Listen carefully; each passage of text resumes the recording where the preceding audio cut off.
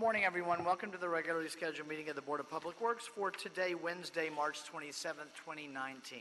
Commissioner Garcia, Cabello, James, and Caloza are present. President James, we do have a quorum. May we start with Bureau introductions, please, starting with Bureau of Street Services. Good morning, Tim Tyson, Bureau of Street Services. Morning, Gene Edwards, Bureau of Engineering. Good morning, Sephi Wiles, Bureau of Contract Administration. Good morning, Principal Judge from Sanitation. Good morning, Jay Wong, Street Lighting. Good morning, Ted Jordan, Public Works General Counsel. Fernando Campos, Executive Officer. President James, we do not have any speaker cards under general public comment. We also do not have any commentary in the Neighborhood Council comments section. No speaker cards received on any of the items for today's agenda as well. Okay, we'll close general public comment as well as the Neighborhood Council category of commentary. Agenda items 1 through 9 are assessment hearings for Council Districts 2, 8, 13, 5, 1, 9, and 14. Mr.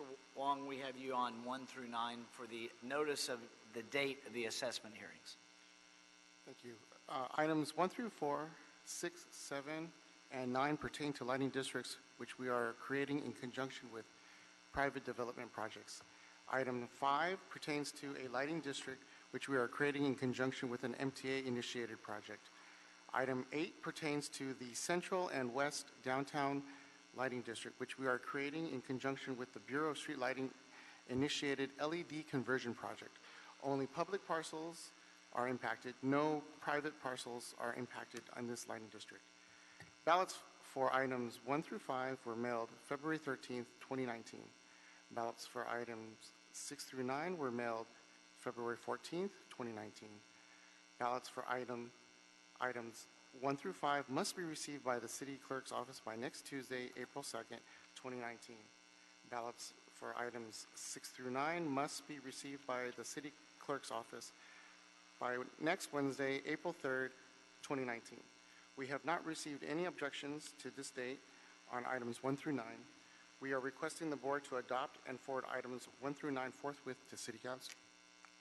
Okay, any questions on 1 through 9? There were no objections registered on 1 through 9. Commissioner Caloza? Thank you, Mr. Wong. I just had a quick question for clarification on the Victory Boulevard and Mammoth Avenue assessment. Could you just clarify why this assessment cost, I think, almost twice as much as the rest of the other assessments, which is about $2,008.94, which is probably 2 or 3 times more than the other ones. Okay, so the lighting districts, the assessment amount is determined by the land use methodology, which we use, which is indicated in the report. I don't know if you have a copy of the report. Okay, I'll get you a copy of the report. But the 2 parcels involved here are classified as manufacturer and commercial, which has higher rates.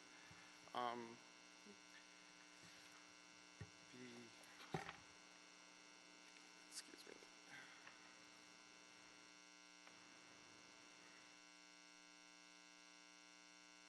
Is it okay if I come back a little bit later and Sure. She's on agenda item number 5 This is, or 6? Which one are you on? this is the one on Victory Boulevard. It's number 6. So let's go ahead and take care of the others. We'll hold number 6 on the table. So 1 through 9, with the exception of number 6, no questions or objections. Commissioner Garcia has made a motion, seconded by Commissioner Cabello. Any objection? Without objection, we'll approve agenda items 1 through 9 with the exception of number 6, which is held. Any issue sending those forthwith? We'll send those items forthwith.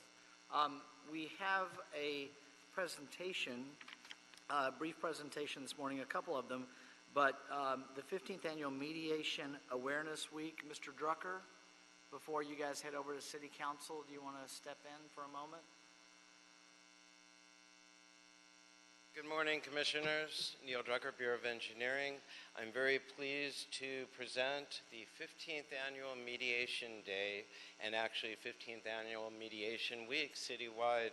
I have Daniel Benzvi, who is been, for all 15 years, the chairperson of Mediation Week, a longtime friend as well, and I'm very proud to say that I have personally benefited over the years by mediation, arbitration, and various similar legal and contractual ways of entering into an agreement rather than having to go to court. And I think that's the biggest thing about mediation. It allows the parties to have an alternative dispute process whereby rather than going to court, the parties can try and work it out amicably between themselves, usually with the use of a mediator or arbitrator. I'll let Daniel tell you a little bit more about that. Thank you. Daniel? Okay. Thank you, Neil Drucker, Dan Benzvi, Chair of Mediation Awareness Week. I recognize most of you. I've been here 15 years. I know I'm preaching to the choir when I say that mediation is incredibly valuable. I've mediated many disputes within your jurisdiction, so I just want to introduce the fantastic group we have here of leaders in the mediation, judicial, and legal communities. So if everybody can just come up and introduce yourselves to show, and then we will go to the City Council. And we are especially excited that our presiding judge, Yes, we have the presiding judge here. presiding judge of the LA Superior Court, Judge the Honorable Kevin Brazil. Hi, good morning. I'm Judge Kevin Brazil. I'm the presiding judge of the LA Superior Court, and it's really a pleasure to be here. And I just want to thank the mediators for everything that they do for our court, because we have such tremendous caseloads. It's difficult for us to handle all the cases, try all the cases, so they provide a great service to our court, to the community, by resolving cases. So we are very grateful that they are willing to volunteer their time. They're willing to put in hours and hours to make sure that these cases get resolved. And we have a term, we call it equal access to justice, and they make that possible. They make it a reality. That's what our court does, but we need help. And they are a great partner and have given us great support, so I just wanted to say thank you. Thank you, Your Honor. Good morning.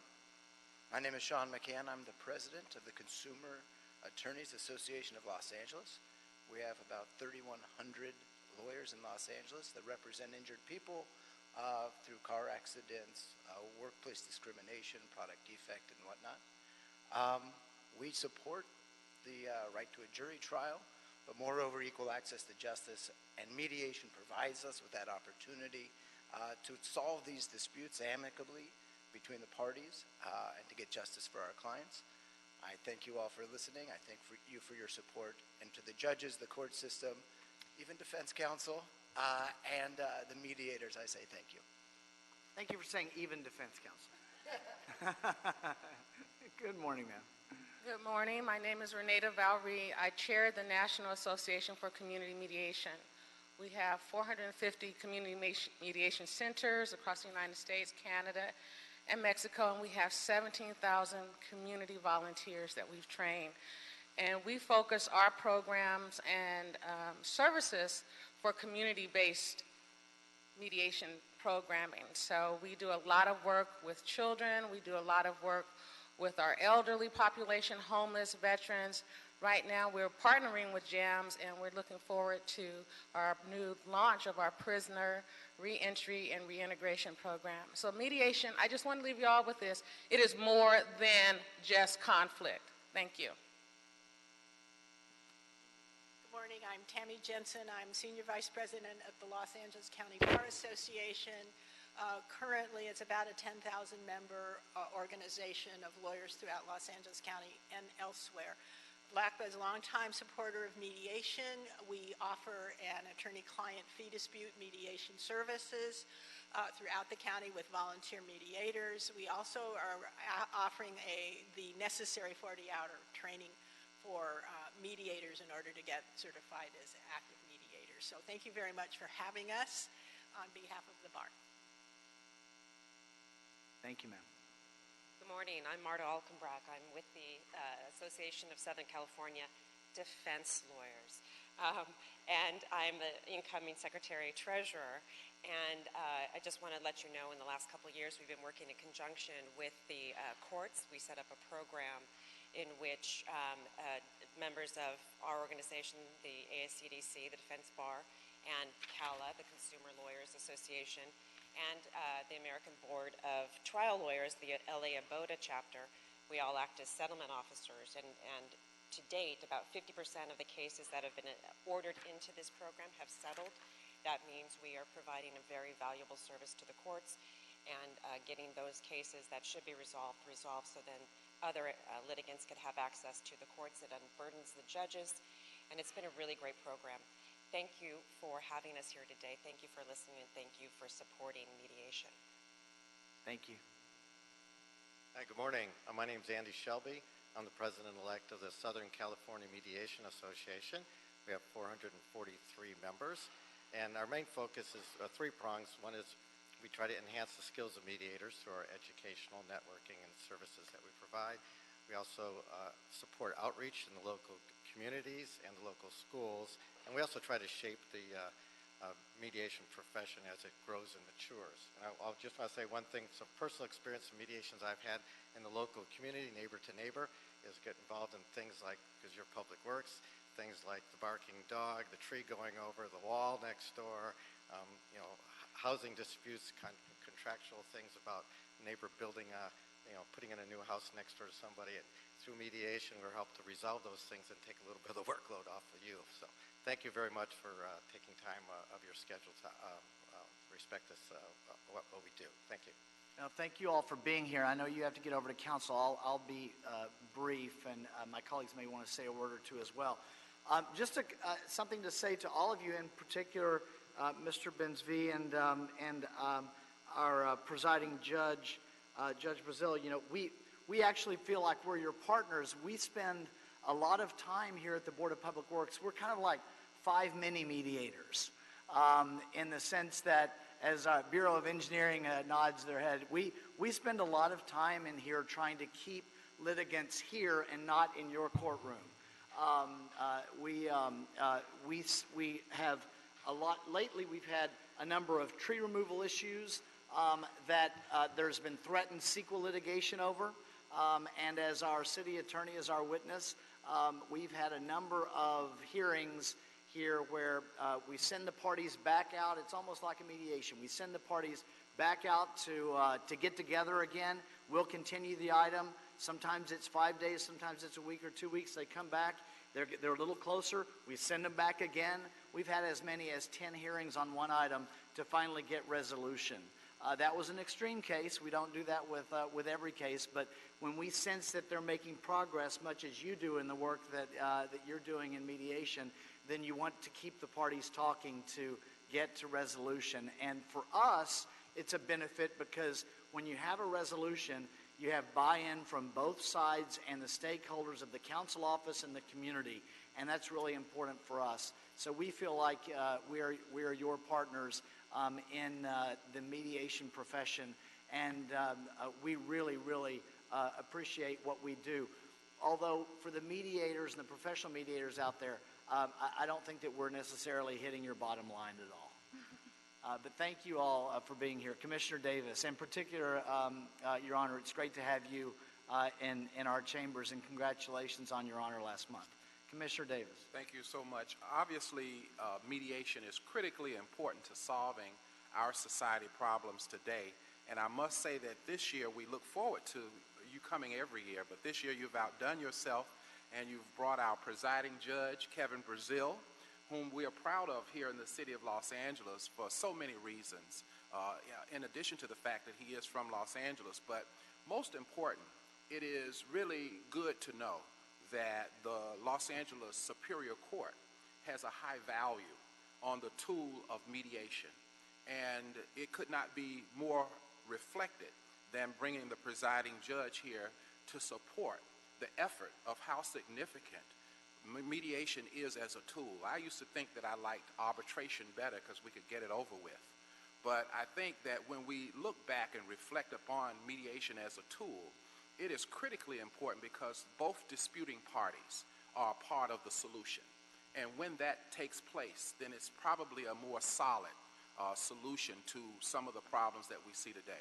So we commend you in terms of the work that you do in mediation, and as my president, Kevin James, has stated, we do somewhat a little mediation here on an everyday basis. So we support your effort, and again, you're very valuable not only in terms of using mediation as a tool in government issues and problem solving, but also it's refreshing to know that in society, in our court system, that you are a critical tool that is heavily supported by our superior court system. So again, thank you so very much for coming, and know very surely that we are strong advocates of mediation. Thank you. Thank you, Commissioner Davis. Okay. All right, thank you. Thank you all for being here. Yeah, thank you. No, that's okay. We both did. I just wanted, I wanted to. Yeah, that's all right. Yeah. That's,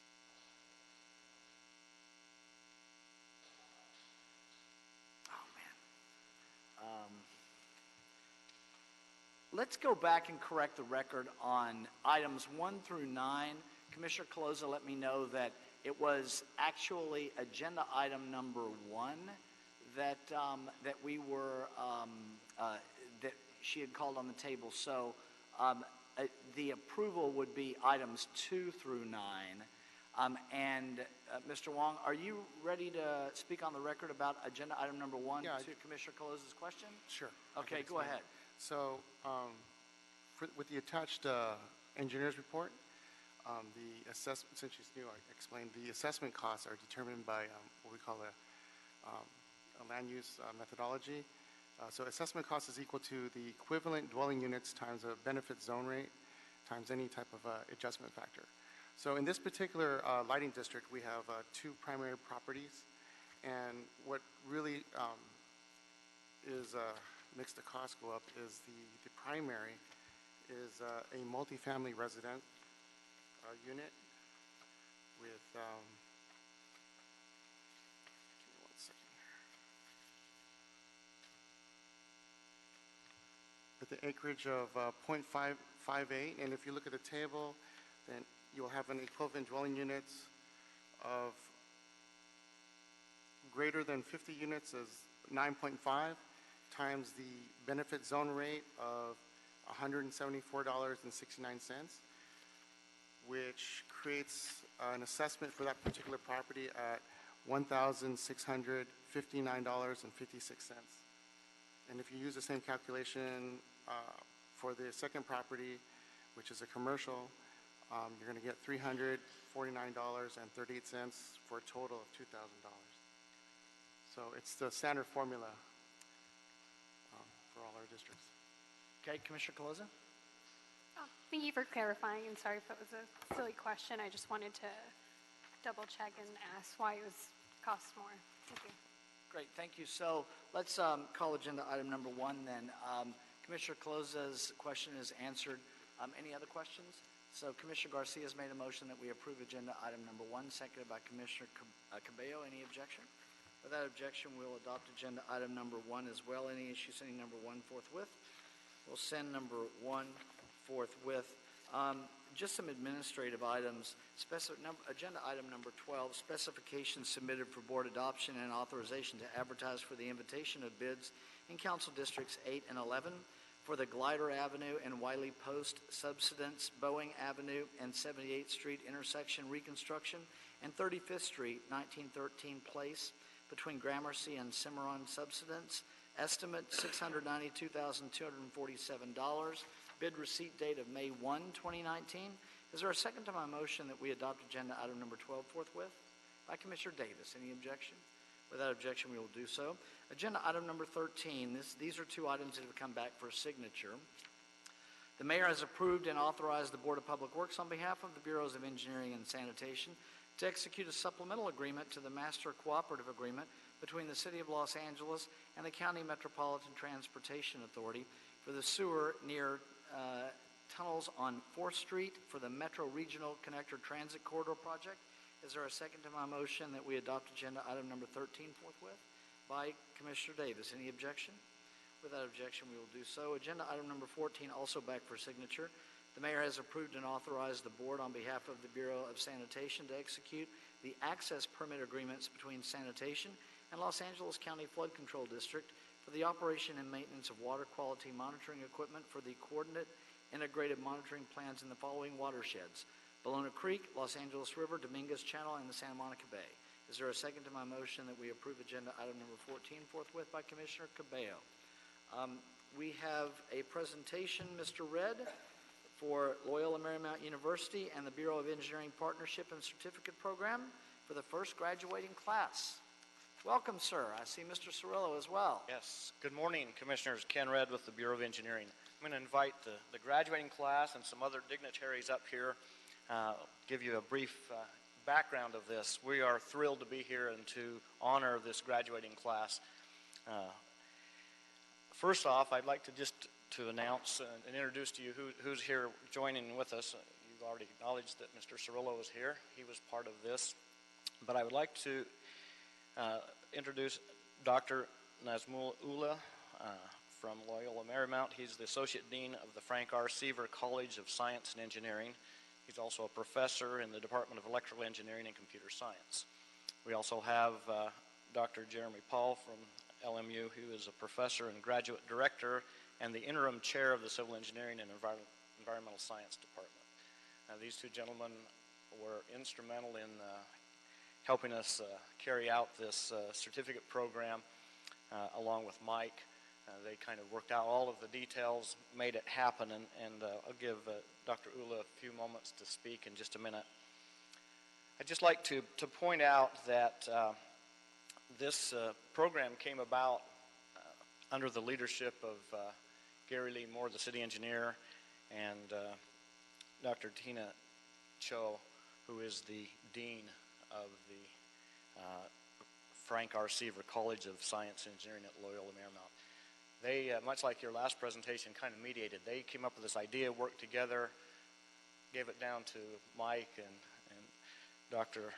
Ullah and Dr. Powell, and they drugged me to a few meetings, and it kind of went back and forth, and it took a couple of meetings between Mr. Moore and Dean Cho to get us to finally get this agreement worked out of how we could make this work.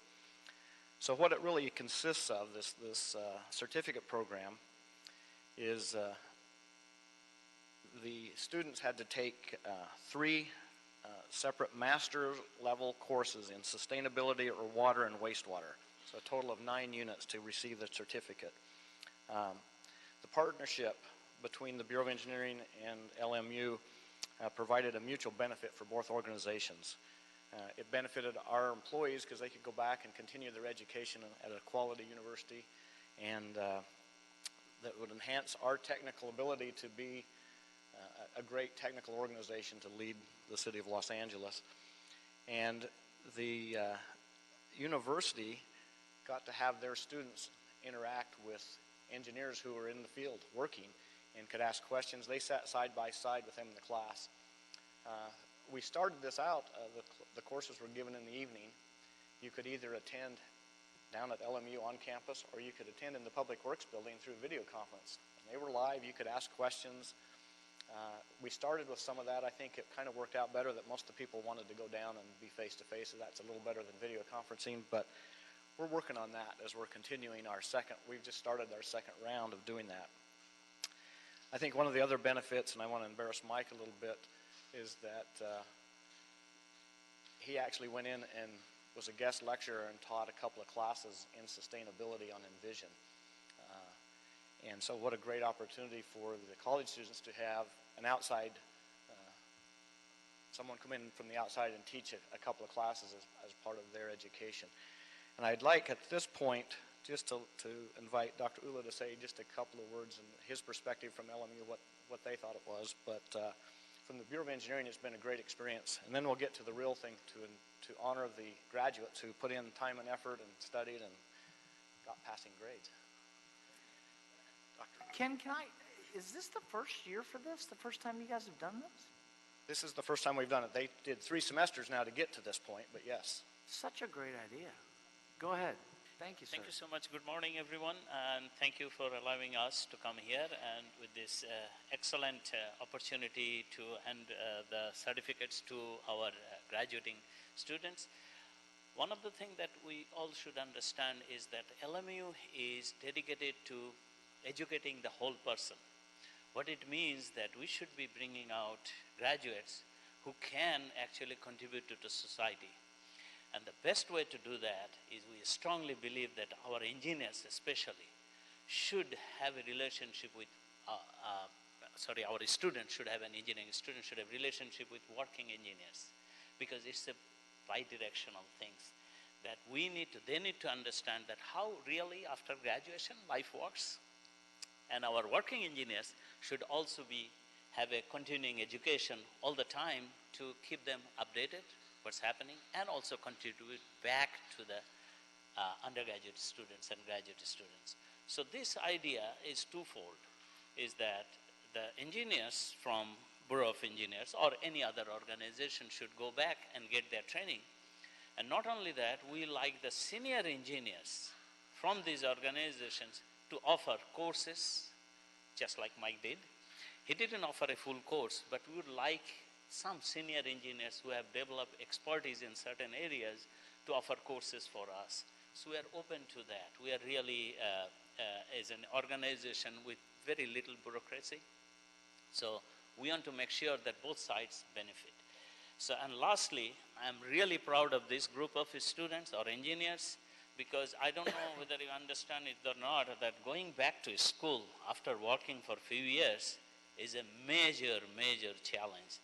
Sitting on an exam is not easy. I still have nightmares. So, what they did, accomplished is unbelievable. We are really proud of that. Especially there is one graduate here whose background was not in engineering, but graduated. LMU is not easy. It is a really difficult thing. You can ask any one of them. They will attest to that. And I'm really proud of all of you. Congratulations. Thank you, sir. So thank you. And as we get ready to honor these graduates, I can attest that LMU does put out quality people. The last 2 Rory M. Shaw awardees are LMU alum. Just thought I'd point that out. Our building is full of them. Yes, they are. So, without any further ado, let's bring up our graduating class. So the first one, we have the official certificate from LMU, signed by the dean and everybody else. So, yeah? So I just saw that. So make sure it was the dean, that I wasn't misspeaking. So our first recipient, Naomi Diep.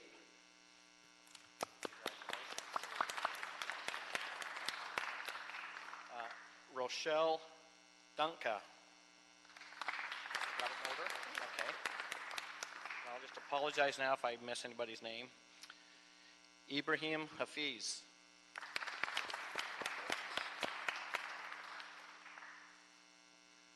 Crystal Lee.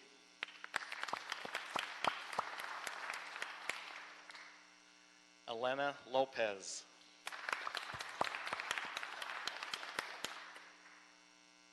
Lorena Matos.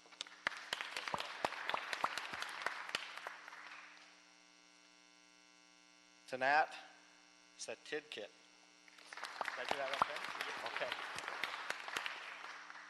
And our last recipient is Ryan Tolles, and somebody signed his vacation slip for this week, and he is on vacation.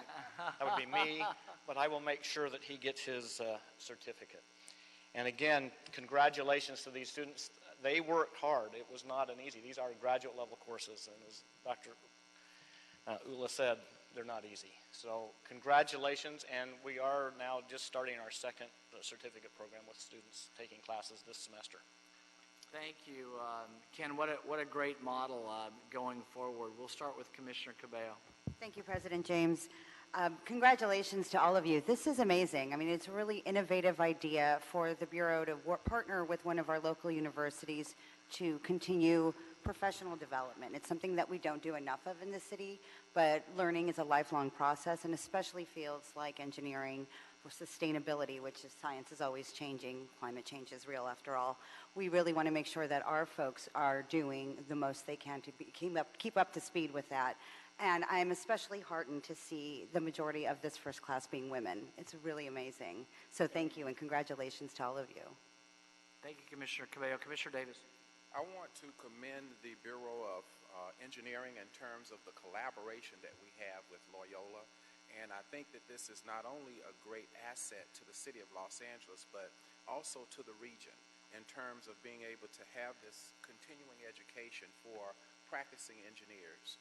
And I know that many of you who have gone back to partake and to complete this certificate program have a greater appreciation for having received it. And I know that many of our other bureaus do something similar in other professions.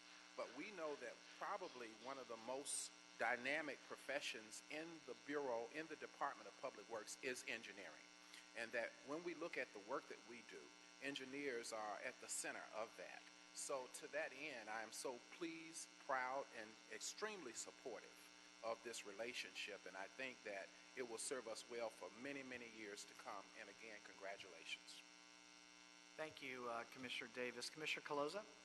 Thank you, President James. I just really want to commend the leadership of Dr. Ula and LMU, as well as the Bureau of Engineering, for really taking this on.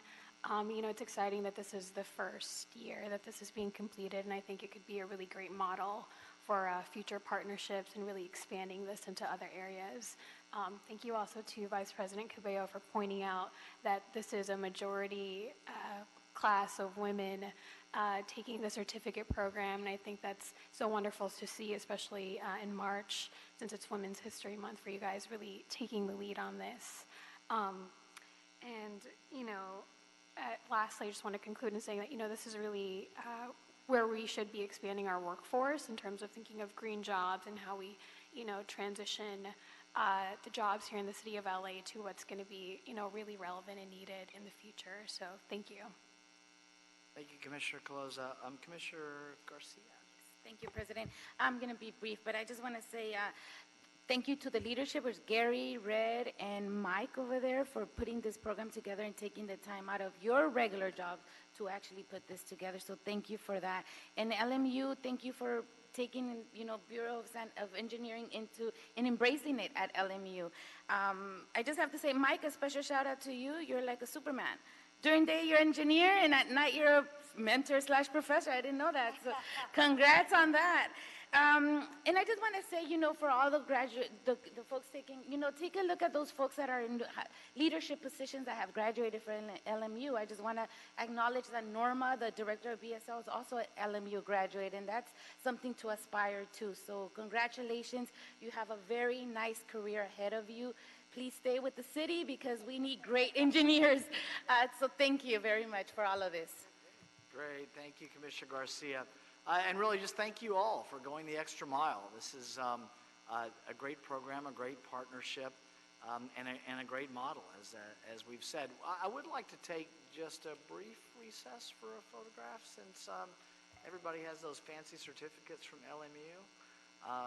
And then we'll be right back on our agenda.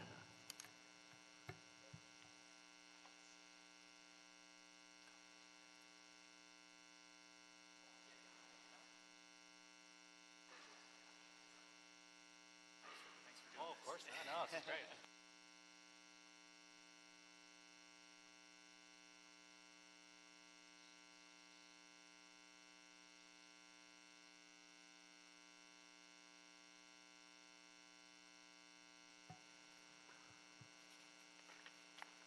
Thank you, everybody.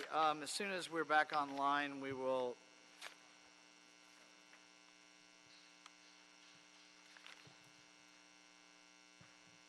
testing 1, 2, 3. Are you ready?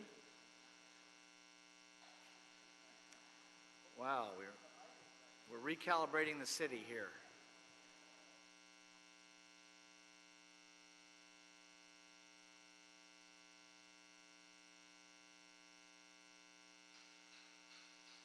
Really? Well, somehow the recording went off. Never happened before. Oh, there we go. Agenda item number 10, change order number 26, Vadnais Trenchless Services Incorporated, Council District 11, authorize the city engineer to issue a change order to VTS for a not-to-exceed amount of $380,000 for the project to redesign the exhaust after-treatment systems for the two 750-kilowatt generators to be placed on top of the roof at the Venice pumping plant and move the roof mount radiators to an alternate location. Mr. Ahmed, go ahead, sir. Good morning. I am Iftikhar Ahmed, Senior Civil Engineer from Bureau of Engineering, Wastewater Conveyance Construction Division. I'm here for your authority to approve, for you to approve a change order number 26, which is for $380,000. And this exceeds city engineer's authority of $150,000 for each change orders. So your approval is required before we can execute this change order. Change order is for Venice Dual Force Main project. This project in the Venice area in Council District 11. The project is building 2-mile long force main. This goes below the ground, about 40 feet below, and this pipe goes along the Pacific Avenue, Vista Del Mar, and towards the Hyperion treatment plant. This pipe even goes under the Boyona Creek. So this is an amazing project. Once it is done, it is like an awesome project it will be. So during construction, the project has two portions. One is this building the force main, which is going to carry the sewer to the treatment plant. The other part of the project is in the Venice pump plant, we need generators.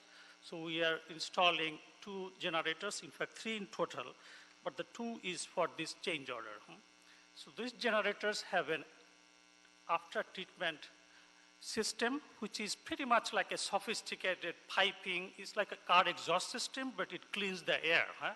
So this exhaust system needs space right above the generator. So the existing pump plant, if you see on the page, if you see a picture of that on page 2, it's a small pump plant. And the generator room we have does not have adequate height to set the generators as well as after treatment plant on top of the generator.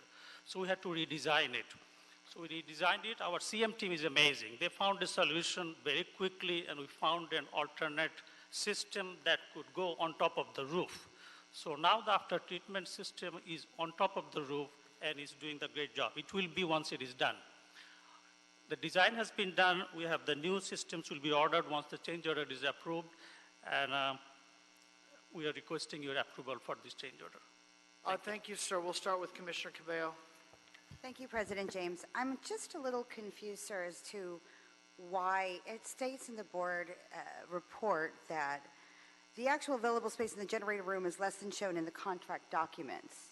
Correct. So did you not know the space of the room when you were putting together the documents? Correct. So the as-built we have showed a height, but actually during construction we found that it's about 15 inches short. Why? I mean, did you not measure? I just don't understand how you don't know when, I mean, because this is a good expense. How do you not get that accurate when you're first putting all this stuff out? Well, in future, we will try to find exactly what the as-built measurements has to be done before we order it. We haven't ordered the specs. So when we went to the market, we found that the height available at the room, we could not find one that fits the exhaust and the generator inside the room. Yeah, I understand that, but that's almost $400,000 of something you're not able to find or accommodate, and you might want to have a little bit more leeway in terms of your specs and moving forward, because that's quite a costly change order. Thank you. What percentage, Mr. Ahmed, is the project completion? Where are we right now? Project is about 40% now, 30 to 40% complete. Because you're right at 10% change orders now? Yes. So no, so on the middle preliminary and other change orders, if all of them has been finalized, then it will be almost $9 million. But we'll come to your board for approval of the additional contingency. At this time, with the current change orders, we only have spent about $2 million out of $4 million contingency. Okay. And it's all in the record. I'm just making the point that you're 40% through and we're at roughly 10% in change orders. I see the contingency as well, but just making a note. Yeah. Yes, so project is in the Venice area, and because of the community impact, we are realigning the project on the pipeline, and that is causing a little bit additional contingency, but that has not been finalized yet. Okay, good. All right. Any other questions? I'll make a motion that we adopt agenda item number 10. Any other questions? Is there a second? Commissioner Garcia, thank you. Any objection? Without objection, we'll adopt agenda item number 10. Any issue sending number 10 forthwith? We'll send number 10 forthwith. Thank you, sir. Commissioner Cabello?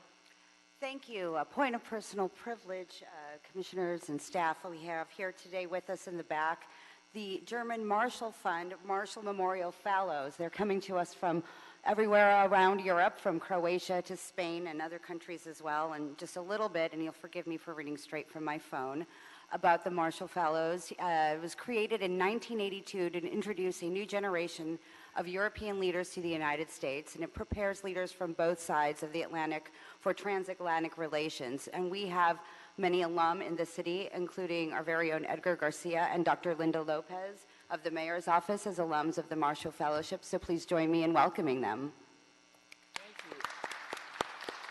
And if we could pause for a brief picture in the back, stay right there, and we're going to go and join you. Want to let us know what countries are represented? Come to the mic. Yeah, Edgar or Linda?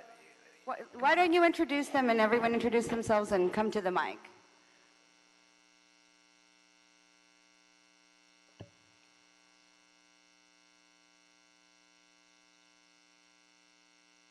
Thank you. Good morning for the opportunity to meet you. My name is Monique Radisch. I'm from Germany. I'm from Cologne, and I work for a big German insurance company. I'm so happy to be here. Thank you for your time. Great, thank you. Good morning. Thank you. My name is Sara Lumbreras, and I'm an engineering professor in Spain, and I work in sustainability and decision making. Great. Good morning. My name is Zuzanna Rudzińska-Bluszcz. I come from Poland, and I'm a human rights attorney working for the Commissioner for Human Rights. Thank you. Good morning. My name is Bojko Blagoev. I work for the European Commission in Bulgaria. I do communications. Thank you for having us. Good morning, everyone. My name is Sabrina Di Giorgio. I come from Italy, and I work for the biggest Italian insurer. And really, thank you so much for having us. Good morning. My name is Teo Petricevic. I'm coming from Croatia. I'm a social entrepreneur, a community worker. Thank you. Great, thank you. So we'll take a quick picture. And just we're kind of the infrastructure department. I don't know if Mr. Garcia and Ms. Lopez let you know we oversee the Department of Public Works, which also includes the Film and Television Production Office and the Petroleum and Natural Gas Administration Office as well. So, and this is the outside of a studio, the most filmed room in the city of Los Angeles. Welcome to Hollywood and one of my favorite rooms in the city. So thank you. And we'll take a quick photo and we'll be right back on our agenda. And Fernando, don't cut off the recording.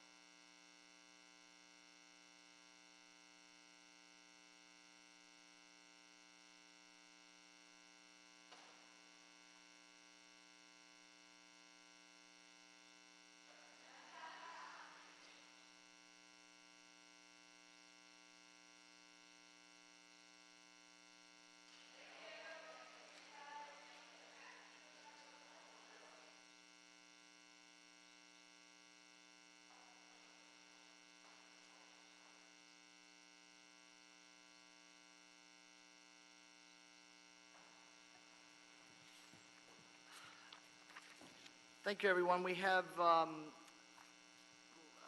let's take our authority for, do we have no speaker cards on the contract award, correct, Dr. Campos? That is correct.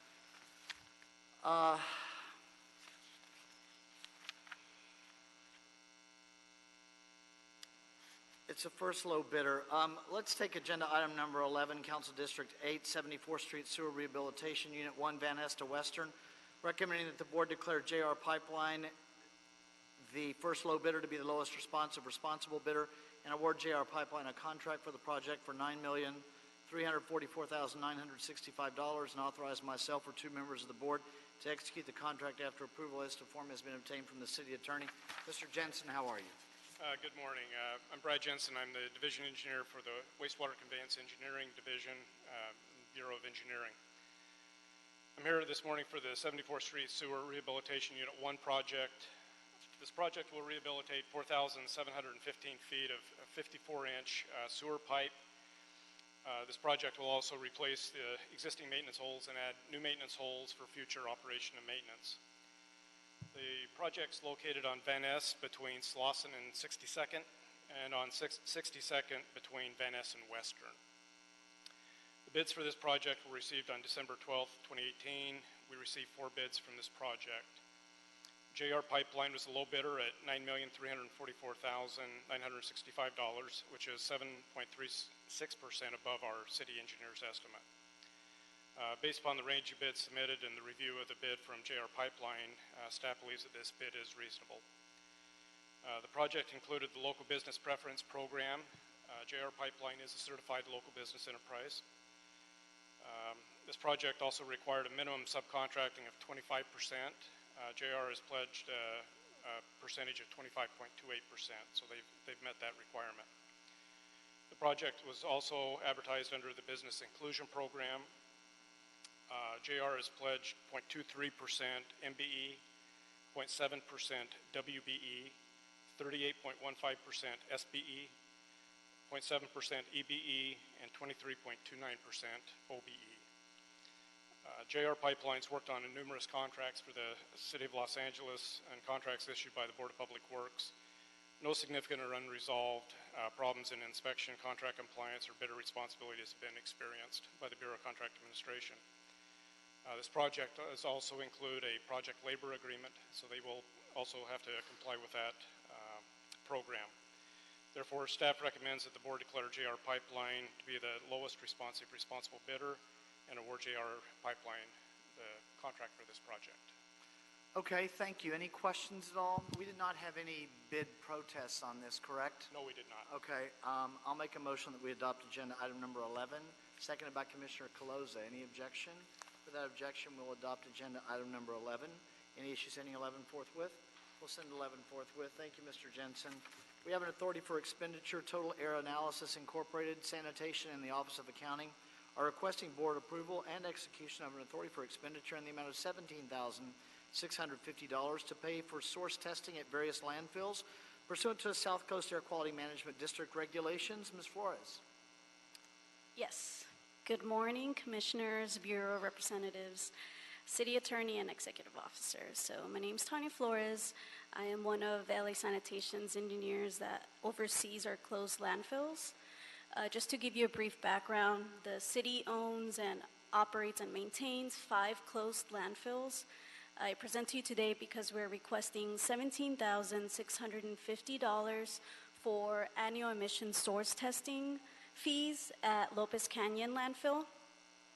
This landfill is the largest out of our 5 closed landfills.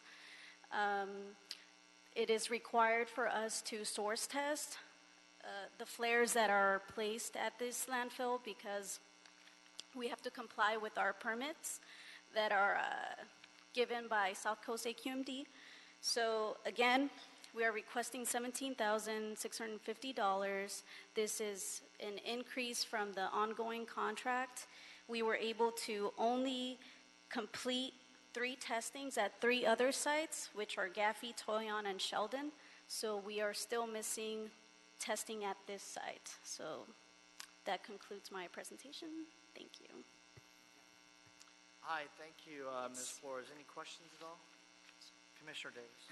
In terms of our work, we have additional sites that we have to do some source testing, and you will come back after the completion of those as well. Is that my understanding?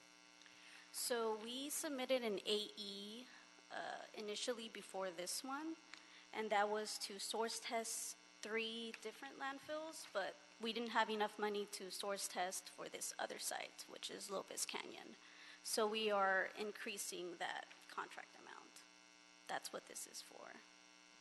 So that it will allow us to test Lopez Canyon. That's right. That's right. That's We what I have was not tested Lopez Canyon. Okay, that's what I was trying to understand. Thank you. Yes. Thank you, Commissioner Davis. Commissioner Cabello has made a motion that we adopt agenda item number 15, seconded by Commissioner Davis. Any objection? Without objection, we'll adopt agenda item number 15. Thank you, ma'am. Thank you. Any issue sending 15 forthwith? We will send 15 forthwith. Real quick, let's get the 3 journals that I need approval of: meeting minutes from February 13, February 15. So seconded by Commissioner Cabello. Any objections on those? No objection. And I've got also a special meeting on February 15th. Is that the same second, Commissioner Cabello? Okay, so without objection, we'll adopt all those meeting minutes. Dr. Campos, have we cleared all the voting items? Yes, you have. Okay, let's go to agenda item number 16, our transportation project status update from the Metropolitan Transit Authority. Mr. Clark and team, welcome back, sir. Thank you all. Yes, thanks, President James and commissioners. Our capital program at Metro is up to $18 billion. Most of it's in the city of Los Angeles. So we really appreciate this opportunity to come before you and give you an update, let you know what's going to go on, because nobody likes to be surprised. So we try to cover as much of the look ahead as possible. And we do appreciate the work of this board. You're really a key to one of the keys to our success, both the board and all the city departments. So with that, we're going to go through our presentation. Our project managers are here to give that. And as always, we welcome your questions. We'll start with the purple line, section 1, and Jim Cohen, the project manager, is going to talk about that. Thank you. Hi, Jim. Good morning, Mr. President, board members. I'm Jim Cohen. I'm the project manager for section 1. Get the slide presentation going. Okay, the first slide is just the typical overview slide. The purple line is broken up into 3 sections. I'm going to speak on section 1. We have section 2 and section 3. Overall, we have 9 miles of tunnel and 7 stations.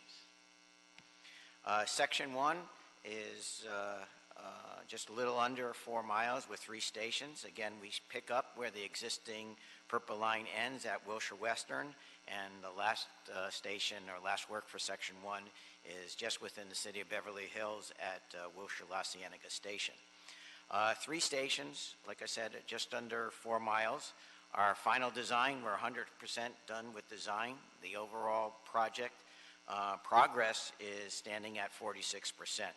No change in our budget, nor our revenue service dates. First station at Wilshire La Brea, we are actually mining from Wilshire La Brea towards Wilshire Western, and that is what we call Reach 1. That's 1 out of 3 tunneling reaches. At this point in time, as indicated on the slide, TBM is over number 1 is over 5,000 feet in, and TBM 2 is over 4,000. To give you an idea, about 5,500 feet in is around Wilshire and Crenshaw. So we started at La Brea, we're tunneling to Wilshire Western, and the first TBM right now is under Wilshire Boulevard around Wilshire and Crenshaw. As far as La Brea Station itself, we've finished the outside walls, and the invert, and we've completed some of the interior walls. And the upper right photograph shows you we're placing support staging for the concourse level. So we have the staging will be for the concourse level is a level above the platform level. Once the staging goes up, we'll be placing rebar and then concreting that level of the station. The lower left photograph just shows you a photograph of the in-progress tunnel. You're looking down through the tunnel, and you see the tracks used to bring materials in. That little rounded item on the upper left is the ventilation fan that brings fresh air into the station head. And the lower left photograph is showing a delivery of the tunnel segments. The tunnel boring machines need to be continually fed with materials, the tunnel segments, forming the permanent liner, as well as umbilical items such as additional piping and conveyor belt to move the materials out from the tunnel head, out to La Brea, and then out of the station itself. At Fairfax, we finally completed all our excavation. We are down to the bottom, to the invert, and as these photographs are showing, we've placed the mud slab. And the mud slab is just a thin slab that the contractor places to work off of. So instead of, at Fairfax, we have tar sands, very sticky, not very nice smelling stuff. This thin mud slab gives the contractor a nice clean working surface to start building up the station. Once this mat is done, the next construction effort will be putting our HDPE membrane, which is our sort of bathtub effect, keeps the water and the gas out of the station, and then immediately after that we'll start building our 5-foot thick invert, which forms the foundation for the station. And that's the end of my presentation. Any questions? If not, thank you very much. Thank you, Mr. Cohen. Good morning, Mr. President, Commissioners, Bureau Representatives, Council, and Mr. Executive Officer. My name is Dan Kamora. I'm the Deputy Project Manager for Section 2 of the Purple Line Extension. Mr. Kamara, just a friendly warning. We might, the mediation leadership may come back in for just a moment. We wanted to grab a quick photo with them, so if we do, we may stop you mid-sentence, but it'll literally take 1 minute, and then we'll be back on track. But go ahead. No problem. So I'm here for representing Section 2 of the Purple Line. Just as a brief reminder for those of you who may have forgotten the Purple Line, Section 2 of the Purple Line is a 2.5-mile project, and it has 2 stations, one station at Wilshire Rodeo in the city of Beverly Hills, and the second station is in Century City within the city of Los Angeles. The overall project progress, we're 91% complete with design. It's a design-build contract, and we're about 15% complete with construction. The overall budget for the project is $2.5 billion, and the forecasted revenue service date is in 2025.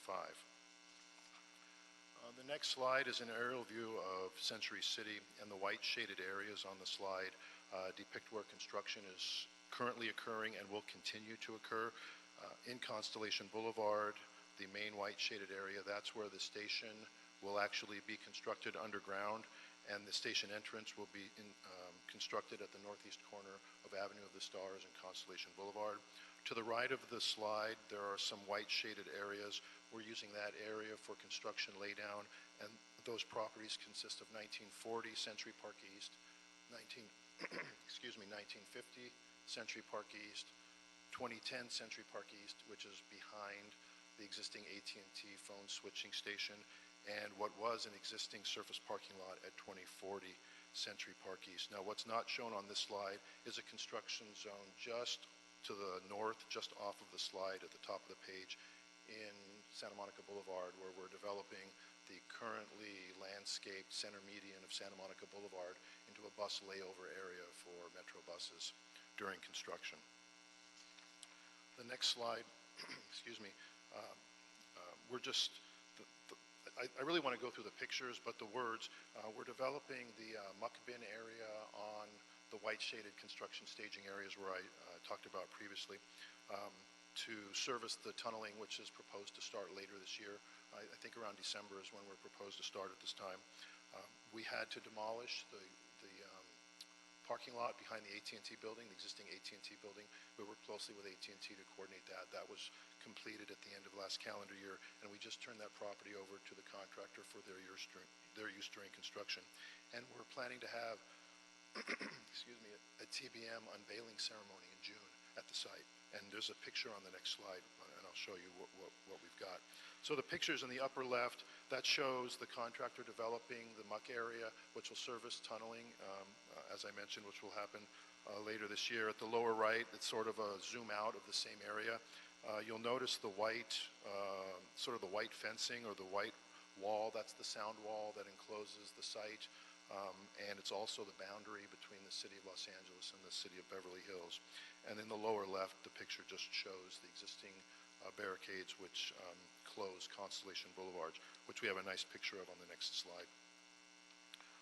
So we finished utility work last year in Constellation Boulevard in the construction area, and right now there was cable pulling and splicing is occurring by both Department of Water and Power, and AT&T. There's a lot of cable pulling and splicing to be done to make room for this construction area. And as I mentioned earlier, the Santa Monica bus layover is currently being built, and we're proposing that will be completed in April, early May of this year. You may have told us, but if you did, I missed it. Is there a date for the reopening of Constellation Boulevard? Do we know? Yes, I was just getting to that. Oh, as a sorry matter about of fact. No, that's okay. So let me just preface that. Go ahead. The picture on the left shows the actual closure of Constellation Boulevard, an aerial photo of what your board approved closure. I was there yesterday. It's working well, though. It is working well. Because I parked in those two buildings. And your board approved closure until, I think, June 30th of this year. We are, and you may have heard that the contractor is requesting, and we're working with BOE and city staff, bureau staff, and other bureaus as well. The contractor wants to extend that closure for additional 6 months. So over the next month or so, you can expect us to start coming to your board to initiate those conversations and eventually request approval for an extension. But it's going very well. Outreach being done now on that additional 6 months? Yes, and we're very fortunate. We have a very good relationship with the Century City Chamber of Commerce, the stakeholders out there, the Council District 5. We'll take one moment. Sure. Okay, thank you. Thank you. We'll come back to you, Daniel. Thanks. Just a quick break from our agenda. We wanted to get a photo from before, and they had to go to council.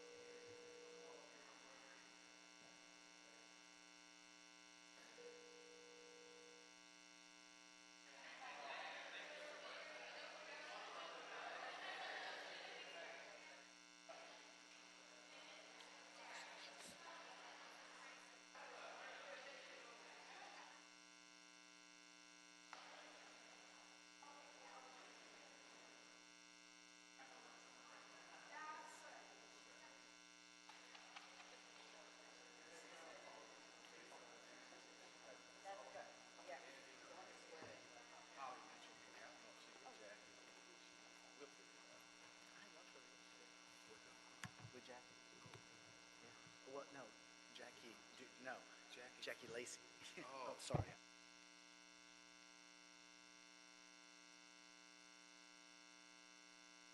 Okay, thank you, sir. Thank you for Do you have any other questions? accommodating our photographic needs after one of our presentations this morning needed to go over to council. We always have to yield to council schedule. Go ahead. So you had asked about our stakeholder Yes. relations. So we're very fortunate. We have a very strong relationship with the stakeholders in the region, the Chamber of Commerce and Watt Plaza and the Century Towers. We have very strong relations. We work very hard at it, but we have a very strong relationship, and they're very strong supporters of the project. We also work very closely coordinating our work with Westfield Mall and the construction that's currently going on for Century Plaza Hotels, and also the JMB development, which is on the northeast corner of Avenue of the Stars and Constellation. You may or may not know that they recently started some of their excavation activities on that site. So we're coordinating very closely with them and their development team, their construction as well as our construction, so there's no conflict there. Let me just, while Mr. Clark is here, and you can pass this along to your team if it matters, and to Mr. Washington, let me just compliment you guys on the coordination around Century City. It's a mini downtown in a lot of ways, but even with the building boom that's happening, you all are coordinating this major project with these very large, complex, professional environments at the same time that they're building the kind of the preeminent new mall for West LA while they're trying to hit the holiday season.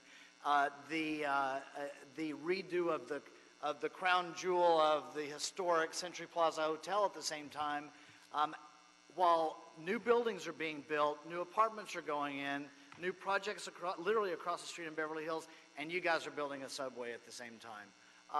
And I haven't gotten a single complaint from people in those buildings that I'm probably the only person in the city that they know, so I'm kind of the one they call because they're like, well, I'm the one they know. And I haven't heard anything but good things about the coordination around that. So thank you. Maybe some complaints exist, but I don't know about them. Yeah, actually, President James, on a personal note, my nephew's girlfriend works out there, and she has made some calls to me. Well, sometimes if you're the only person they know, but there are a lot of people in those buildings that I'm the only person they know, so they're good. And they haven't, like I said, I parked there, I said yesterday, it was Monday. It was, and I kind of walked out, and people had figured it out. It was all moving really smoothly. It was easy for me. And I asked around, and people have said that the response was, we've gotten used to it. We forget they're there other than some noise sometimes. So, yeah. Well, thank you for that compliment, and I'll be sure to pass that along to the team. It's not a one-person effort. It's a very I can imagine it's a very hard-working with team. that area, and that area is they're involved. They know how to complain if they want to. Yes. Yeah. They certainly do. Yeah. Yeah. So go ahead. But we have a very robust outreach program, and we're talking with them frequently sometimes. I just worry if we get from the June to the end of the year. The reason I asked you about the outreach is just with the holidays coming on, sometimes with the mall there and some of the other things that are planned, there's usually an Emmy event. There are some Emmy events that happen around there in September that sometimes you can draw some concern. So since you brought it up, prior to the work that you see in this picture on the left side being initiated and the closure starting, the Emmy event for this year, or I guess for last year, had already occurred. So there was no impact. I think we're working now to coordinate this coming year's Emmys so that there is little to no impact to what they need to do out there.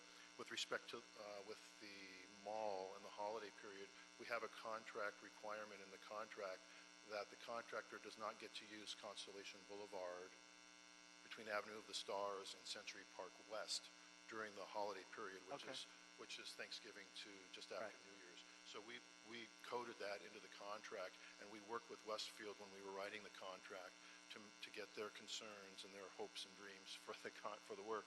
And so we coded that in the contract, so they're not, and we're not coming to the police commission or to the board to do any night work or get a holiday exemption for that region in front of the mall to accommodate the mall. Okay, great, thank you.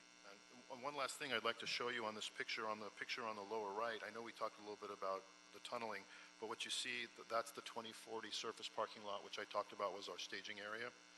What you see in that picture are the pieces of the tunnel machine, which over time will be assembled and eventually dropped into the ground, and that will be the site of the tunnel ceremony in June. So, Great, thank you. thank you.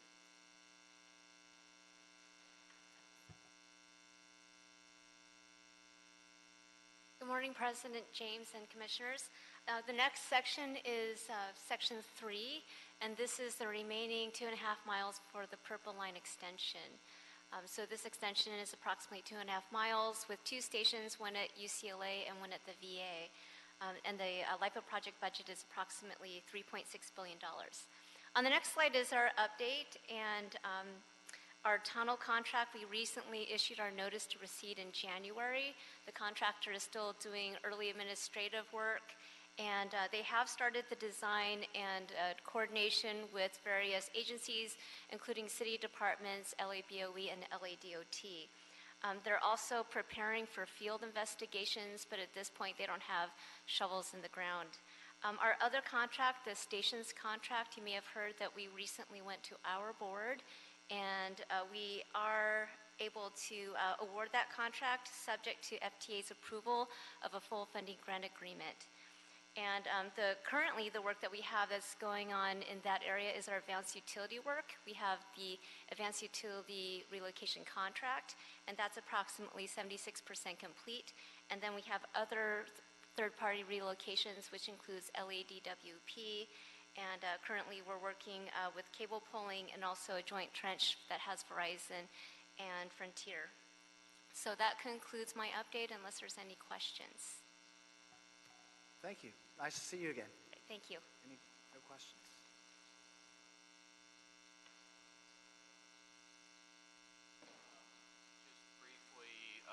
I know the board is interested in our business interruption fund. This is where we reimburse small businesses for construction impacts. It's a very innovative program.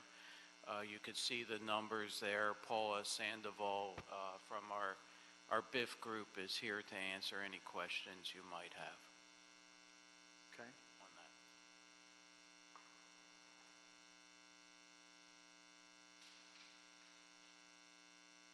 Good morning, Board and Commissioners.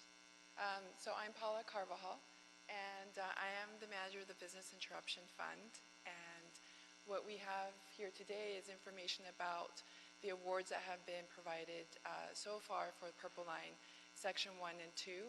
In February, we did go to the board, and they authorized the expansion of the BIF program for Section 3. So currently, all 3 sections, businesses that are impacted by construction will be able to apply for the program. So if you have any questions? No? All right. Any questions?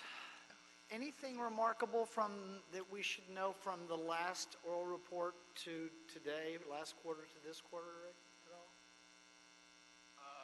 Along this area?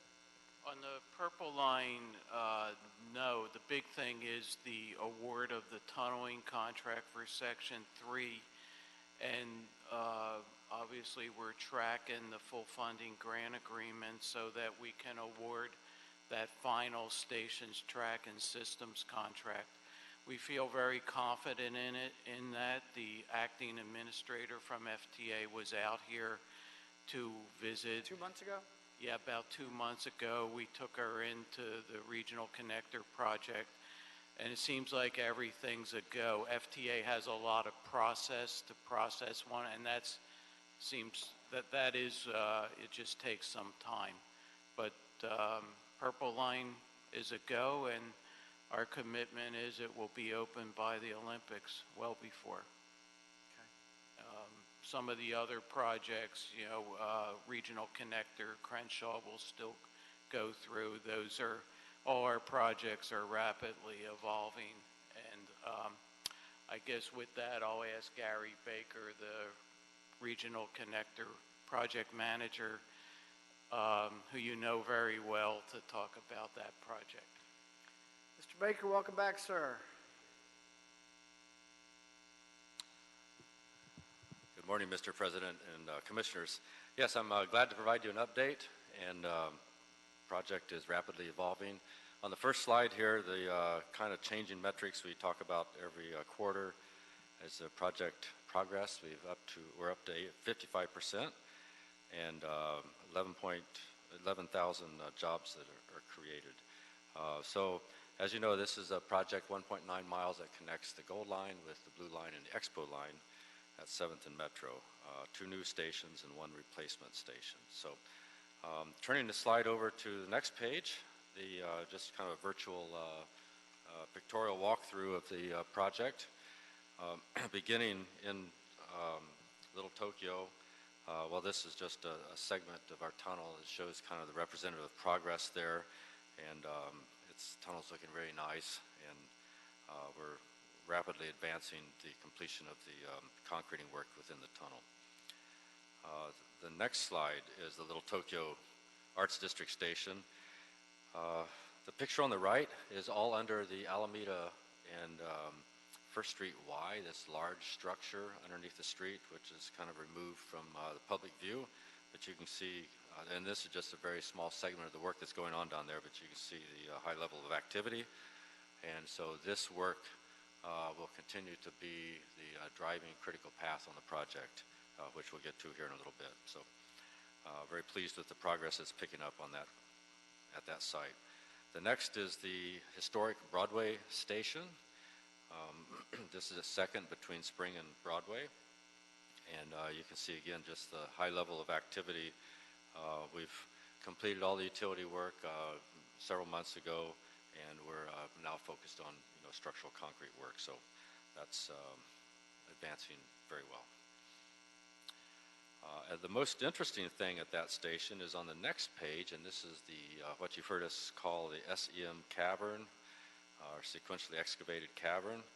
We're glad to announce that we've completed the excavation of that work, and just like to acknowledge BOE's contribution to that process.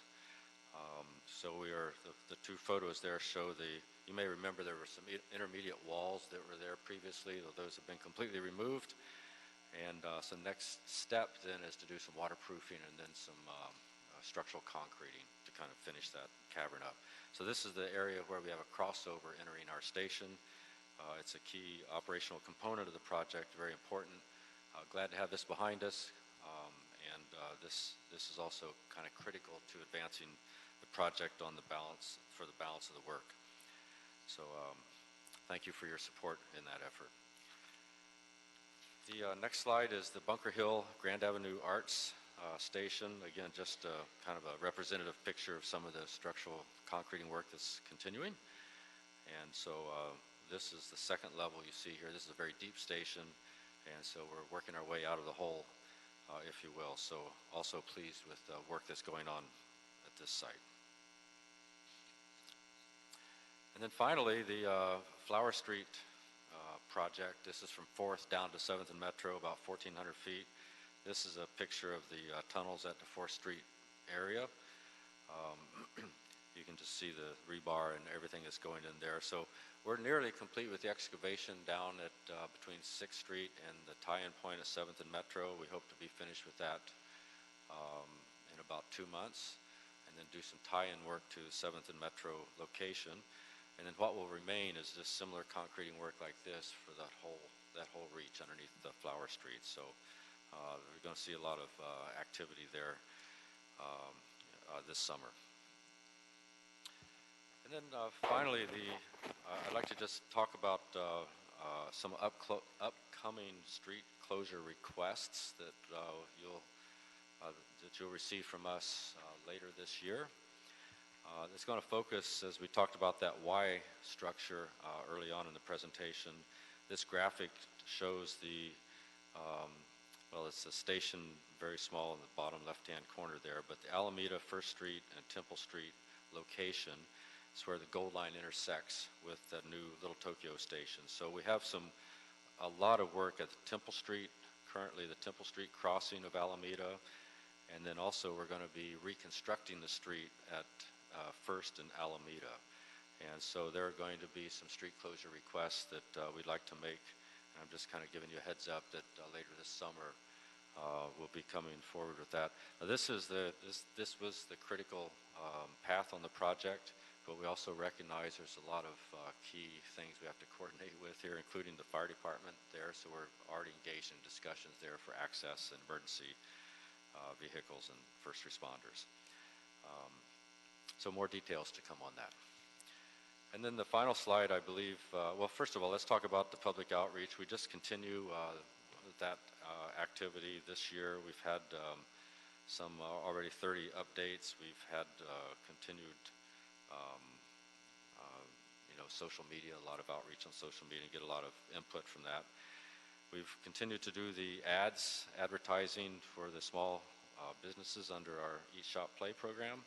So you can see the level of activities there. I attended a community event just last week, or week before last. It was well attended, and we continue to have a lot of community support, which we're thankful for.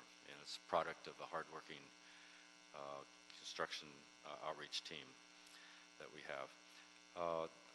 Then finally, the Business Interruption Fund. We've already talked about the project overall, I guess the statistic remains here on this report every quarter, but I'd just like to focus on the Little Tokyo area. This quarter, we've awarded an additional $78,000 since we were last here to report to you in December, I believe, of last year. So we continue to actively promote that effort. So, are there any questions I can answer? Yeah, just out of curiosity, I'm sorry, let's start with Commissioner Cabello. Let me figure out if my answer's on the screen. Go ahead. Thank you, President James. And thank you, Mr. Baker. And thank you for the recent tour you gave to Commissioner Garcia and I. It was incredibly impressive. It was just a feat of engineering, and I cannot recommend it highly enough to my colleagues who've yet to tour the regional connector. It is just something you must see in person.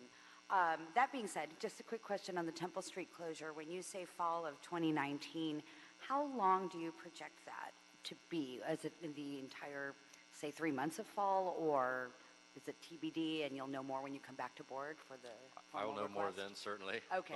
What we envisage, though, is partial lane closures. There may be a period of time where we'll need to ask for the entire closure. But part of the street, the north half of Temple Street, is our box structure is very shallow, and so we believe that westbound lane would have to be permanently or long-term closure, but it would be the eastbound lane that we would remain open. That doesn't mean only eastbound traffic. We may be able to direct westbound traffic through there. We haven't talked at any level of detail with DOT on that, nor do we know exactly what LAFD's requirements are, and that's kind of driving that discussion right now. Okay. Thank you. Thank you. And Gary, to the question, the screen that you just had up, a couple more on the Business Interruption Fund. Yes. It just pops in my head. And do you keep track, and if it's here, I'm not seeing it, the number of pending grant requests that you have for this project? I don't have that information. Paula may. Okay, well, Paul, why don't we, maybe after Mr. Baker's done, we'll come back to you on pending requests for each of the projects. Okay? Thank you. Go ahead. Well, I'm just prepared to answer any other questions you Okay. Any other questions for Mr. Baker? Okay. Thank you for your support. Thank you. Always. Yeah, now's a good time. Why not? Before we do Crenshaw. Sure. So we do keep track of pending requests for each of the project areas. That's information that we collect internally. Our consultant provides us with a weekly update, but on a quarterly basis, we provide that information as part of our quarterly status report. All of our reports are on our website on metro.net/BIF.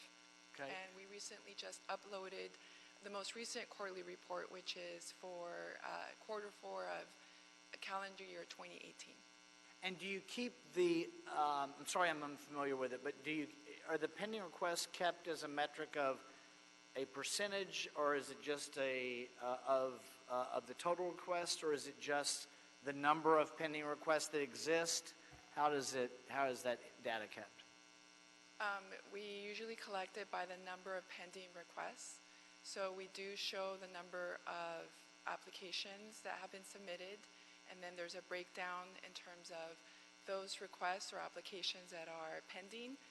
Usually it's for a number of reasons, including just waiting on the business owner to provide us with financial documents. It'd be a new request, yeah. And then we also break down that information in terms of, there are a couple of other data points that we also include as part of that breakdown. Thank you.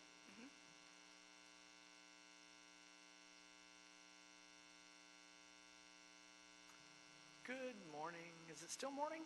It is. Yes, it's still morning. Good morning. Good morning. Welcome back. Thank you. The Crenshaw line, it's an 8.5-mile run of new track that we're putting down Crenshaw Boulevard and parallel to Florence Avenue and Aviation Boulevards, connecting at the north end to the existing Expo line at Crenshaw, and connecting at the south end to the existing green line at the aviation station. I thought I'd give you a glimpse today of some of the construction that's going on underground at our stations. The photo here is the entrance station, the stairs and the escalators going down into our Vernon station. So a lot of progress on escalators the last quarter.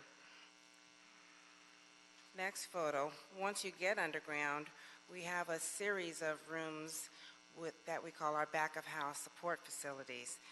The photo to the right, that's one of the hallways that leads to these back of house rooms, and that could be our traction power rooms, our radio rooms, communication rooms, battery, our valve rooms for our fire water systems. Those are some of the rooms that are back there. To the left, you can see in the ceiling a lot of our MEP, our duct work, our conduit work for our electrical systems, for a lot of our communication systems. Those conduit runs are going in.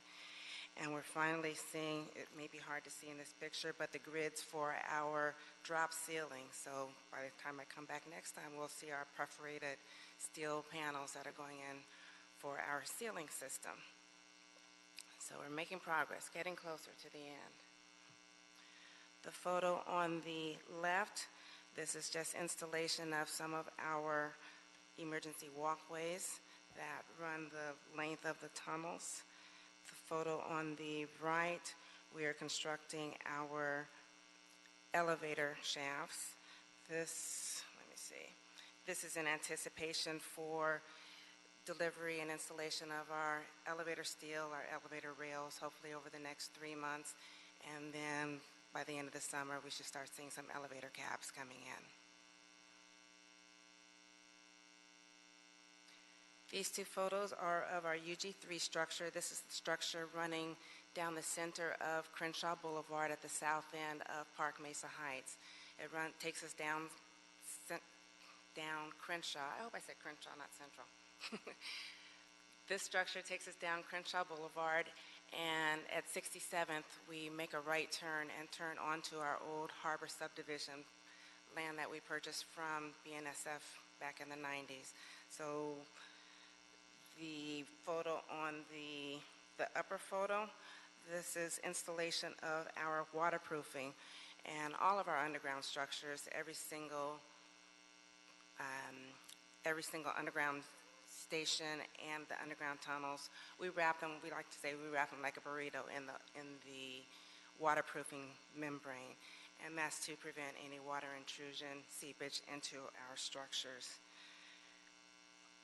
Following the completion of the waterproofing at this UG3 structure, we'll be coming back to the board within probably a couple of months and start seeking closures for the restoration on top of the UG3 structure. Photo on the bottom right, This is just a picture of the portal structure, and the portal is where this is at the north end, so this is where our tracks go underground at 60th Street.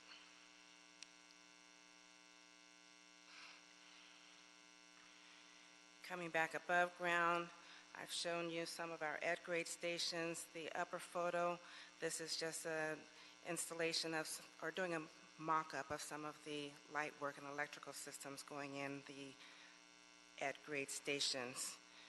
The lower picture, even for our at-grade stations, we do have some underground rooms, smaller rooms of course, and what you see here is one of the electricians installing some conduit runs underneath the platform at the La Brea station. Here we have a photo of the ramps and walkways at the pedestrian underpass at the Faithful Central Bible Church. In this photo, they are priming the fencing. Since this photo was taken, we've finished the paint work of the station. We finished all of the tile work in the underground tunnel, and we're scheduling a walkthrough with the church, so hopefully we can turn that over to them in the next couple of months. Here we have photos of our UG1 structure, and this is the underground tunnel adjacent to the airport at the southern end of our project. Top photo, we are getting ready to pour the barrier rail along the top of this structure. The lower photo, we're putting in some of the walkways that cross over the tracks for our maintenance staff. Lastly, this is just an update on some of the corrective work that the contractor is doing. The top set of statistics, this is for the 3 closures that we performed the second half of last year. We closed Crenshaw Boulevard at Vernon. That was phase 1. Phase 2 was at Martin Luther King, and phase 3 was at Exposition. Over the course of those 3 closures, there were some items that could not be completed because we had engineering issues that had to be resolved, and they could not be resolved within the time frame of the closure. So we did have to go ahead and open the street. We are working on resolution of those issues. There were 22 issues total that could not be completed within the course of the closures. Of the 22 items, we've worked out engineering solutions on 15 of those. We still have 7 that we're working on. And we are also working on completion of the construction on some of those items that we do have engineering solutions for. Okay, so can I, just on this one, restoration closures, total closure items 22, corrected items.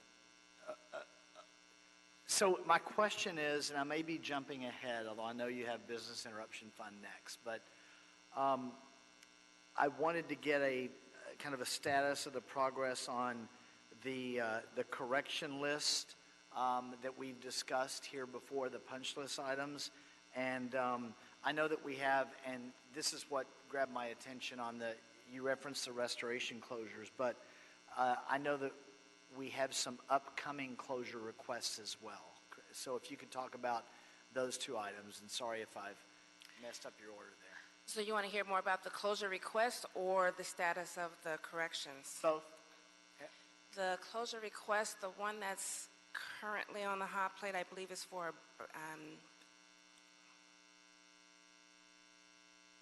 adjacent to, sorry, I see the street in my mind. Brenhurst, thank you. I'm sorry? Brenhurst. Okay. And that's at the south end of, that's one of the crossings in the center, I guess that's B1 segment of the project. And that closure will allow us to finish the crossing there. It will allow us to finish putting in the crossing gates, crossing arms, and any other communication and signal work at that intersection. So I believe the request is already in for Brenhurst, and I believe they're working on the traffic plans to get that closure. And I believe the outstanding item is getting permission from the board for that closure. Okay. I haven't seen it yet, but that doesn't mean that it's not in the pipeline. Or if I have, I'm not remembering it. Have I seen it yet, guys? Okay, thank you. And then you indicated, at least I have the sense that maybe that's not it may be the main closure that's coming up, but are there others that you expect along the way, even in addition to that one?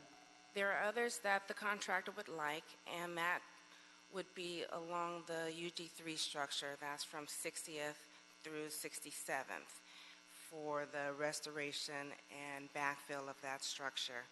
Our contract allows the contractor to do that work on nights and weekends, and of course they would prefer, if they can get approval, to do a longer-term closure so they can work more efficiently on that work. So that request is coming.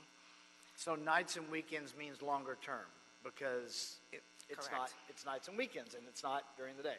Okay. Correct. Okay. So if we do it nights and weekends, we're probably talking at least half a dozen weekends, probably more than that, probably closer to 10 to 15 weekend closures. So it will be stretched out over a longer period of time versus if we get permission to do the longer term closure. Hopefully that work can be done over a course of 2 to 3 weeks.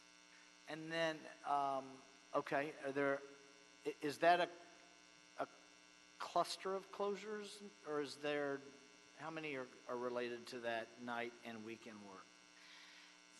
They will, I believe the approach is to do it block by block.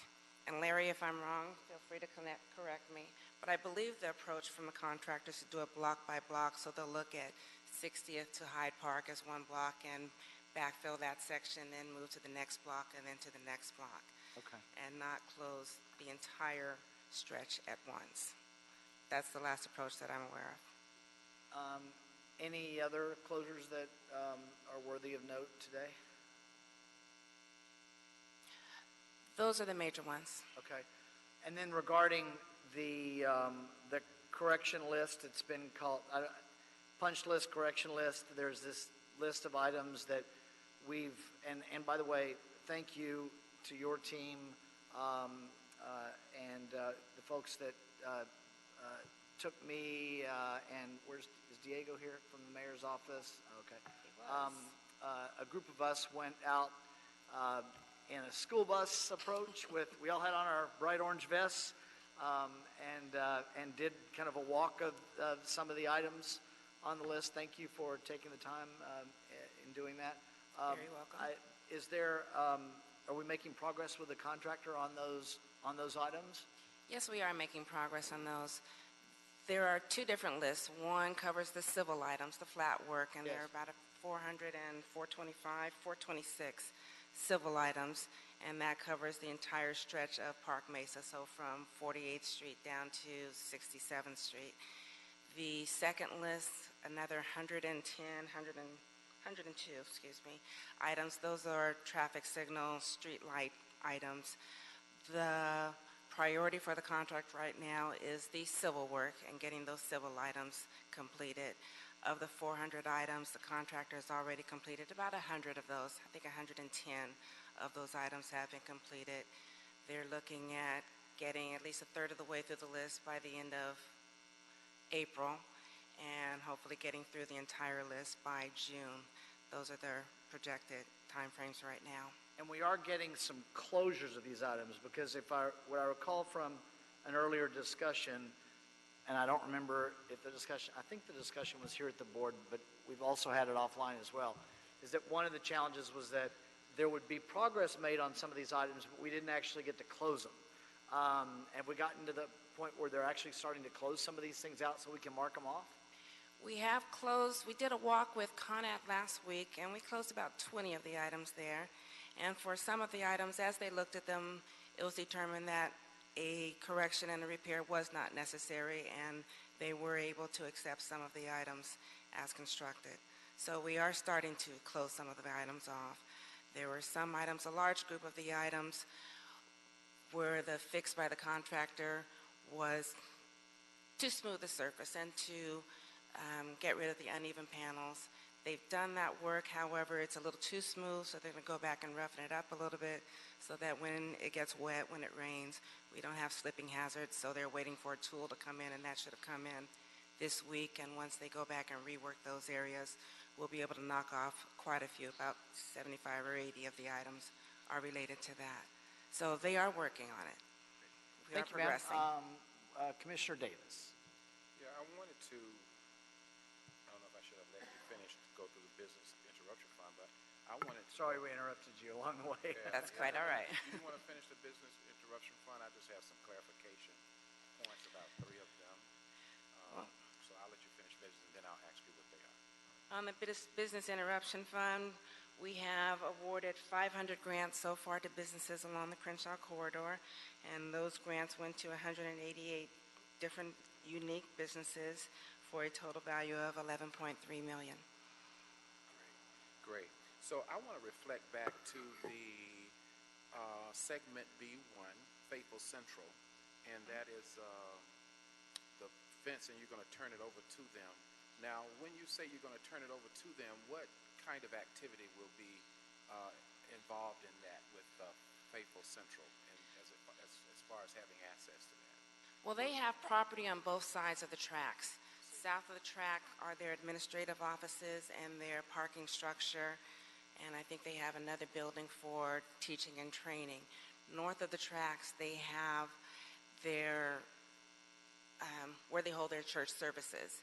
Previously, they would walk through their southern parking lot to Eucalyptus Street, cross the tracks, although they've not been active for many years, and then walk into the parking lot for their church services.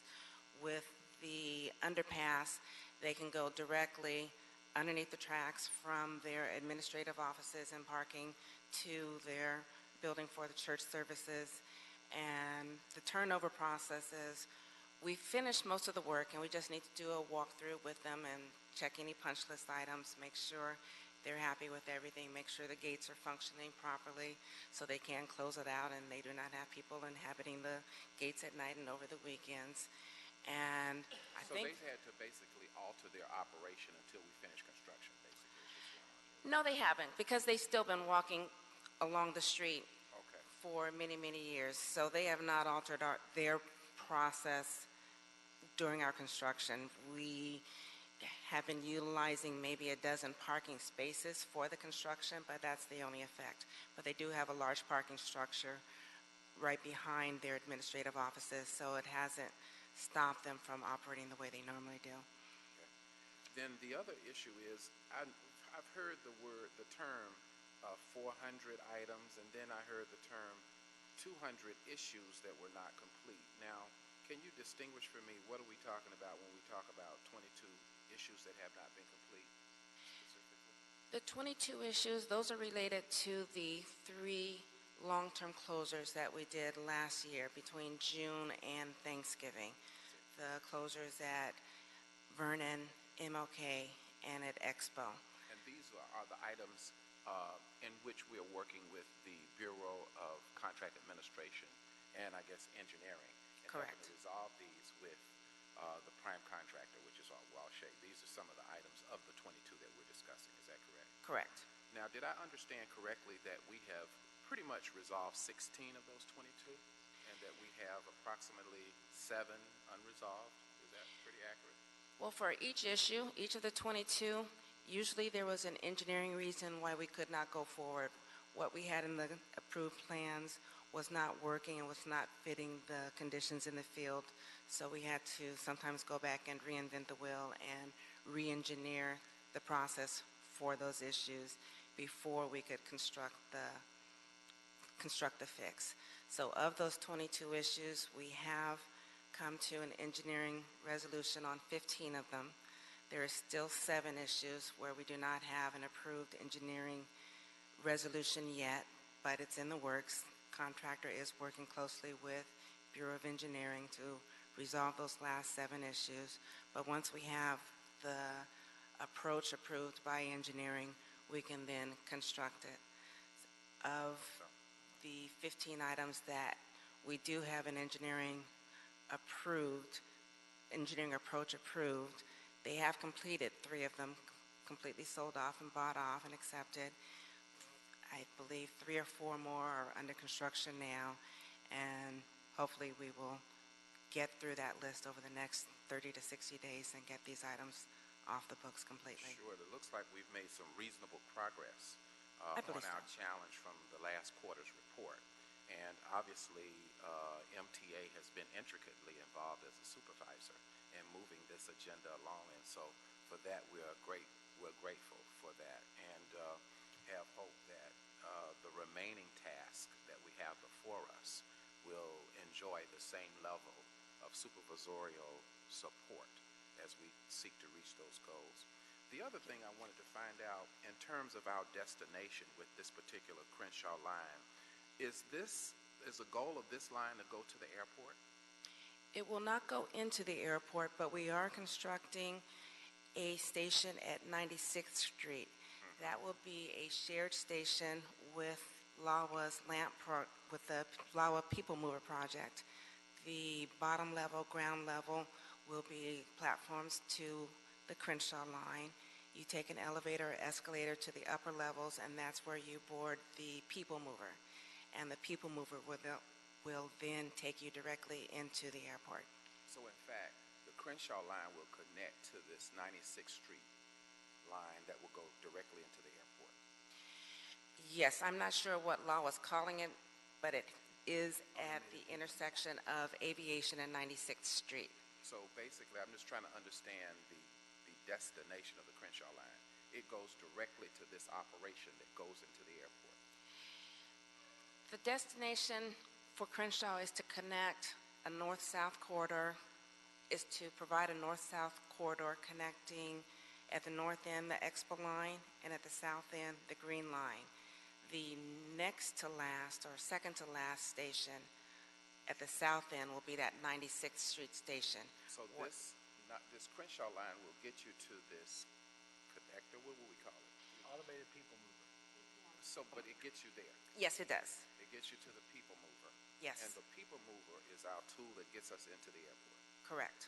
And do other lines feed into this People Mover as well, other than the Crenshaw line?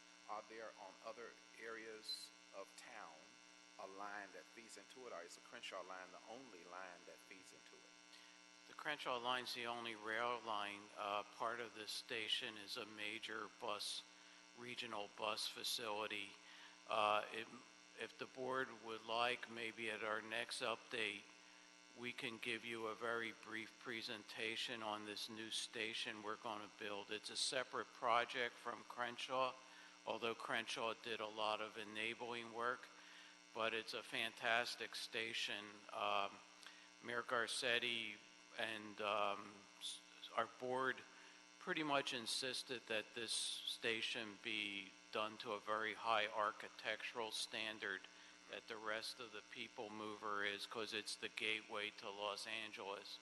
So it's a really fantastic station. Our goal is to get it open in 2023, which is when the People Mover is projected to open. So President James, if you'd like to have the board take a look at that, we'll wait for your direction. I wanted to confirm that our lines are going into the airport and that our lines have access to get to the airport. I mean, obviously, I've traveled to certain areas like Washington, D.C., where we have the Reagan Airport, where the metro line goes like right into the ticket counter. So my questions are around to what degree our planning results into rail connecting into air travel here in Los Angeles, and more specifically, does the Crenshaw line allow me to leave the Crenshaw area and make that happen, that I can get to the airport, or what's going on there? So LAWA's plans are to have basically all the access be via this People Mover that they're building. Our job is to make a seamless connection from the Crenshaw line to that People Mover. Right. And again, I think if you saw the plans and the renderings for this station, I think you would agree that we're going to build a pretty seamless connection. Yeah, quite frankly, I just want to make sure we're able to do what Washington, D.C. has done, to be honest with you. Well, I know Washington, D.C., their train does go directly to the airport. It does. Right to the terminal. Yes, it does. Our Crenshaw line will not do that. Okay, but the people mover will. Yes. So the Crenshaw line will feed into that, and then it, in fact, will carry us straight there. Correct. Good. Thank you. Thank you. And Mr. Clark, I would like that presentation at the next quarterly meeting, if that's okay. I was at the groundbreaking a week or 10 days ago, and my recollection, though, you were there, right? I did. Oh, sorry.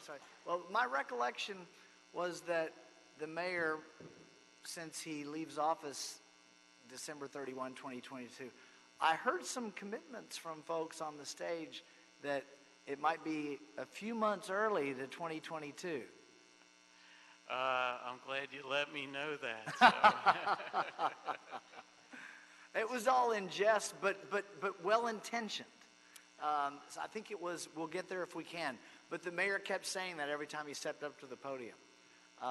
So 2023, 2022, if possible. And he had the contractor on the stage. And so as our elected officials will appropriately do, they like to get some support. Well, my boss, Phil Washington, does the same thing. So, so thank you for that. But we would like to see the presentation. It would be great. Hey. Thank you, ma'am. Any other questions? Any other questions on Crenshaw? Okay. Thank you. Thank you. Dr. Campos, have we cleared the desk? Yes, you have. Okay, the oral report will be received. Thank you, everyone.